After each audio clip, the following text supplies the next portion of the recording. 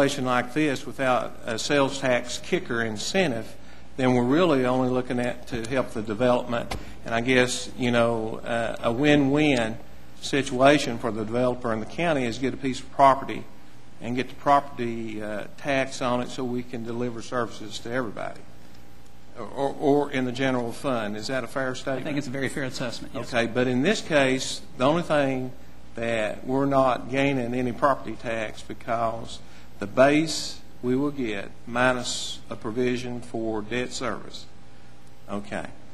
So, and I guess it's not exactly heartstrings that are pulled, but if you have a blighted piece of property then you know, you want to clean that up.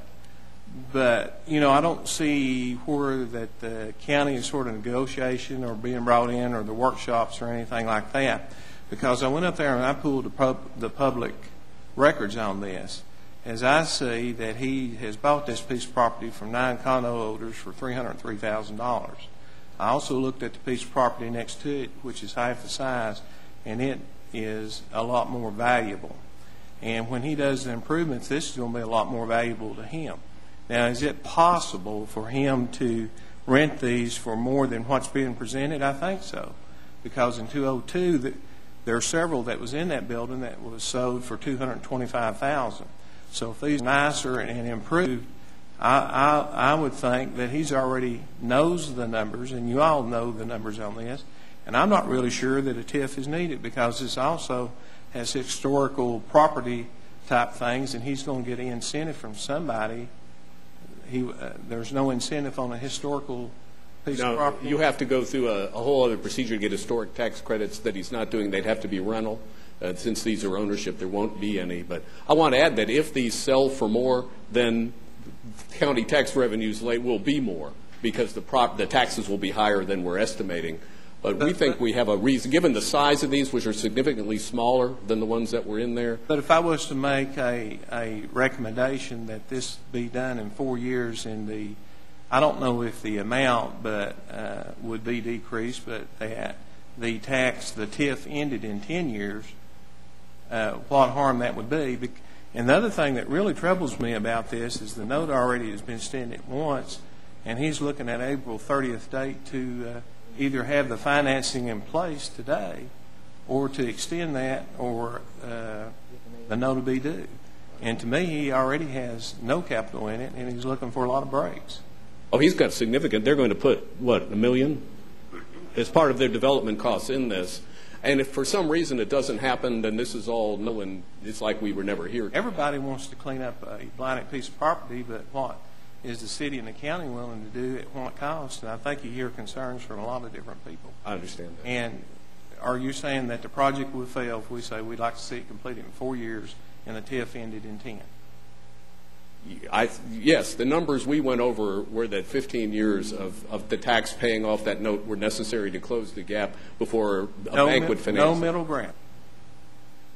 Well, I mean, I would say we could start over with a whole new project, but I could let the developers answer that. We'd have to go back through the process, but our reading of it is this is what the minimum that was required and no more than to make this project bankable so that a bank would make the larger loan and to make it basically doable. And our risk in that not happening is that the buildings sit there generating no taxes and being a blight for years. So, and we have to go through that calculus as much as your thinking was. And that was pretty much the number, the 15 years is where we came down as what was necessary. Well, I think the obligation of the people here is we would like to get rid of the blighted piece of property, and we certainly want a win-win situation. But he's the only one knows how much he's going to make, and that's, I think, what Craig was getting at. And I think every development wants a fallback in case you run into hidden costs, rocks, or whatever that it may be. And I don't know that we should supply the safety net and ensure that he makes the top dollar versus the fair dollar. And I think that's what a lot of people up here are talking about.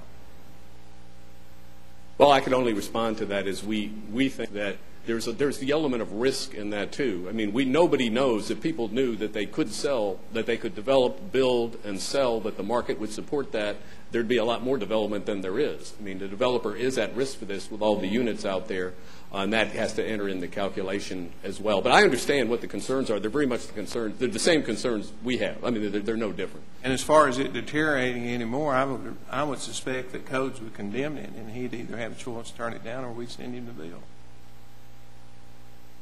Well, that would be a route that could happen. But then we have a property that's deteriorated, producing no taxes when that happens. Did you want to? I wanted to address one question you asked, and that is that the TIF could be paid off sooner because the bank is not going to loan the full amount of the tax increment that would be available. So there will be an excess increment which will be deposited into one of the accounts that we set up with the bank, which means that it could be paid off in 12 years, 11 years, or 10 years. So when you're talking about sooner, that's still the city and county paying that off. And if the newspaper, where we get a lot of information, is correct, that's over $600,000. That's what was reported. $600,000 for. We're not paying any. Well, I think what Dan is saying is if these sell for higher and they generate more taxes, the TIF will be paid off in 10 years or 9 years. What's the amount? What's the amount the city and county that's going into the TIF payment? $437,000 is what that part is. And again, if the taxes generate that earlier, and if we're right and say everything goes great, then it'll be not a 15-year but a 12 or 11. It only extends as long as that dollar amount till it's paid off. But our cost is whatever it is today. But it's for fewer years though. So I guess it's less if it's paid off sooner. But you're right. Okay, Commissioner Lambert. Yeah, maybe I just understand TIFs better, or maybe I don't. But guys, this is a no-brainer. We don't have to invest any money in this. We don't have to take any money out of our pocket. And we're going to make close to 3 times what we're making now on the property taxes during the TIF period. And when the TIF period ends, we're looking at a windfall. Now, if I could do this with my personal finances, not put any money up, let the developers take all the risk, let the banks take all the risk, and immediately more than double my profits, it'd be a no-brainer. And I think it's a no-brainer. If I understand this correctly, it looks like a no-brainer here. We don't have to put anything into this. And immediately when the TIF goes into effect, we're getting more than twice what we're getting now. And then at the end of 15 years, we're getting substantially more than what we're getting now. And especially when we look at, I've been through some cities that have not done redevelopment. Now, I don't agree with everything they do.